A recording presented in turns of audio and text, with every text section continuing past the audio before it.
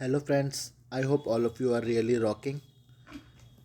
आज के इस क्वेश्चन में हमें दिया गया है कि विराट 15 पारी में 75 की औसत से रन बनाता है, तो उसे 16वीं पारी में कितने रन बनाने होंगे कि उसका एवरेज यानी औसत 80 का हो जाए।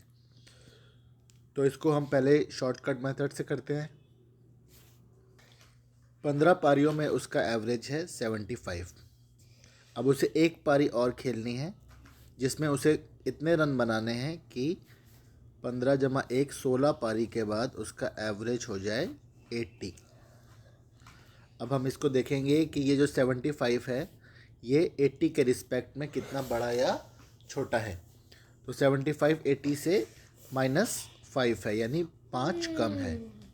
लेकिन ये 5 कम है 15 पारियों के हिसाब से, तो 5 × 15 हो जाएगा 75 माइनस का।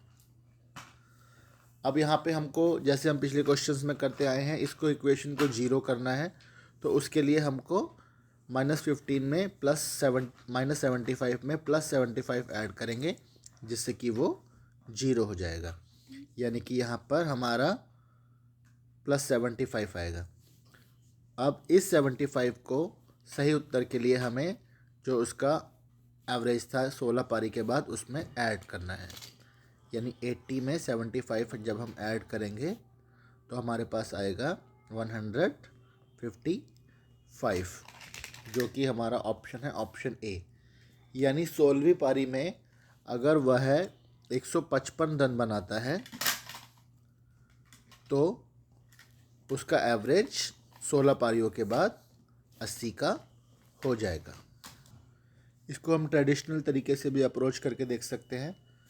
16 पारियों के बाद हमको पता है कि उसकी एवरेज है 80 की, तो 16 पारी में उसने रन बनाए होंगे 16 × 80, 16 × 8 = 128, 1280।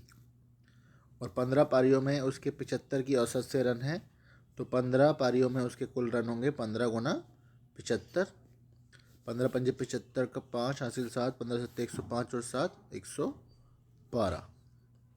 यानी कि ये जो डिफरेंस है ये उसकी 16वीं पारी का स्कोर है, 16वीं पारी के रन हैं।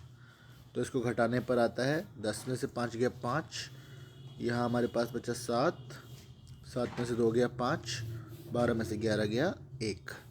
यानी 16th इनिंग में उसको 155 रन स्कोर करने होंगे, जो कि विराट आसानी से कर देगा because he is the best.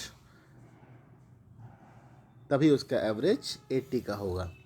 I hope you like the question. You can also like, share and subscribe the channel for more of such videos. Have a good day.